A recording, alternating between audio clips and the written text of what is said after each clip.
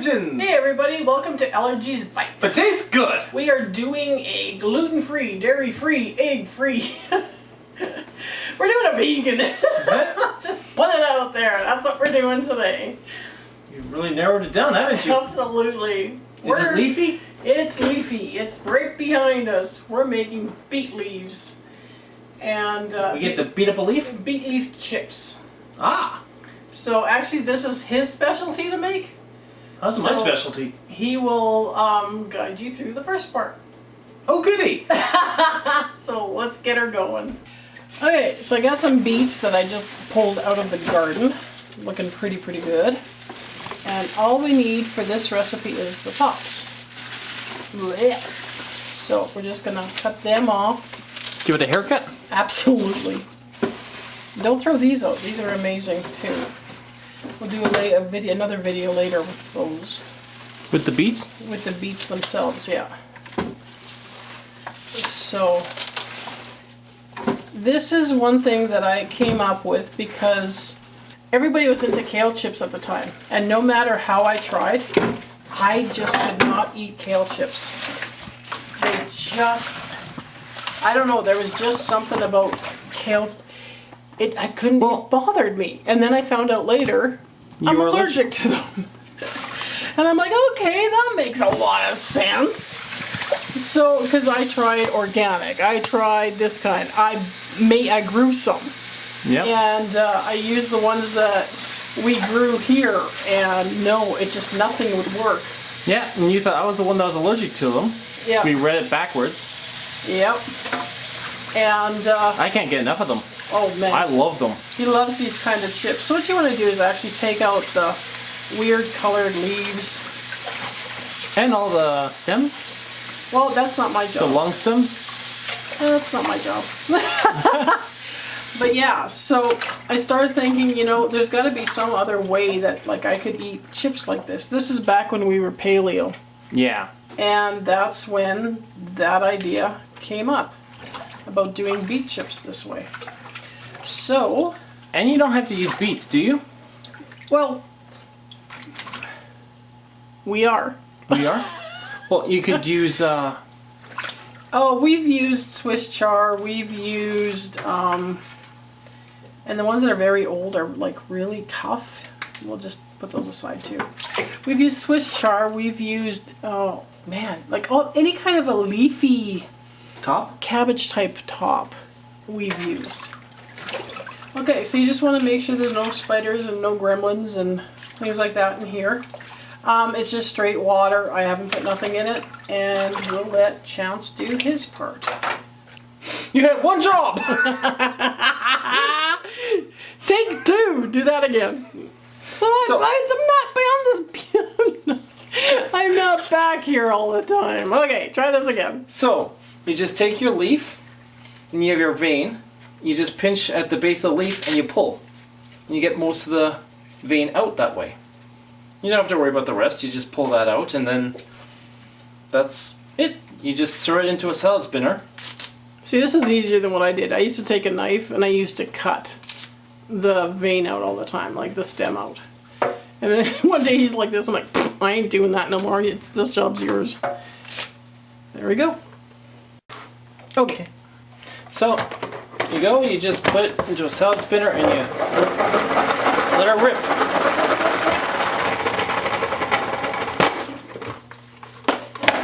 And it's dry. From there you put it into a bowl and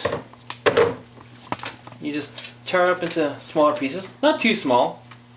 You want fair-sized chips. Fair-sized. Yeah, see, that was my problem. I used to make tiny little chips. Because they'll shrink in, They shrink, yeah. in the oven. But I made these little tiny little chips, and these guys were just like big handfuls. I'm like, why am I working so hard at making tiny little chips? Yeah, half the time I don't even really rip them at all, too. Oh, you leave them fair size? Oh yeah. I have nothing to do with this. This is not my, after we left paleo, I was like, yes, I'm done. This is not my favorite food, but my mom loves these and he loves these, so hey. It's actually really cheap. And it's fast and simple. Yeah. but it's like a really cheap snack because I mean, if you're growing the beets, you got the beets anyways. If you buy beets, then you've got two things. You have a snack and a meal. So hey, it works that way. Yep. Okay, so now he's got this all ripped up. I should actually have a little bit bigger of a bowl to make it easier. I'm going to use avocado oil. I don't measure anything with this. Just pour enough on to lightly. Lightly? Grease it all up. Let's see, get everything that tastes good.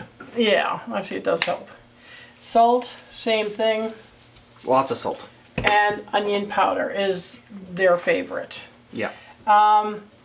So if you want to put, you know, like make it a hot chip, use like cayenne pepper or use pepper, use whatever seasonings are your favorite.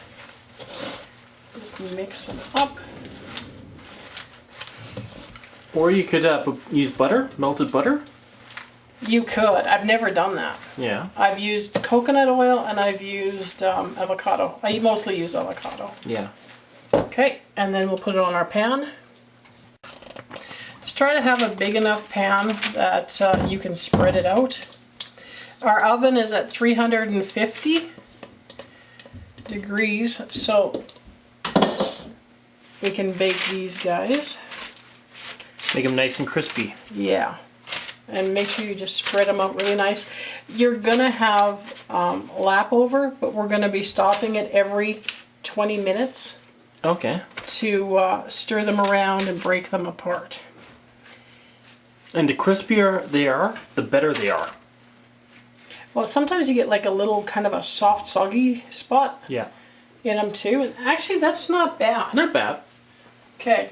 So I'm just gonna put a little bit more on top. Yes.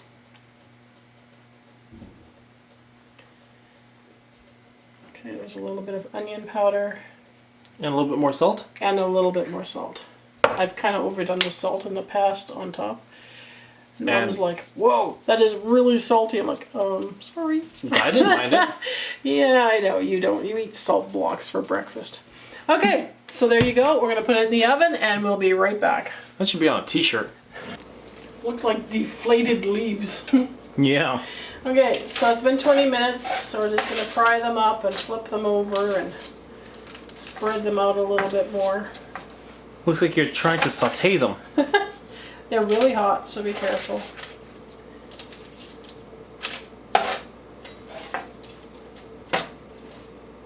And just flip them over, or? Yeah, just keep flipping them over so that the other side can start drying. I've flipped them all, I'm just separating them a little bit. And then we'll stick them back in the oven for another 20 minutes. So we got 40 minutes, and you can tell that they're looking crispier. Yeah. They're looking better. Yeah. So we'll take turn them and smoosh them around. Try to make sure that you're doing like a single layer, if you can, as much as you can, so that they dry better. I'm being attacked by a mosquito. One of the millions that we have here. And then we're going to stick it back in the oven for about 10 minutes. Now you can feel them, and if they're dry enough to where you like them, they're done. Awesome. Easy enough. If you figure that they need a little bit more, go by like 2 minutes at a time kind of thing, 3 minutes at a time, because from now they're crispy. Yeah. They will start burning now. Yeah. I think they're done. They look good for me. Yeah, they're done. They're about the way you like them. Awesome. So I hope you found this video helpful and enjoyable. Enjoyable. I and, will. And if you're keto, this works for you too. So until next week. Bye.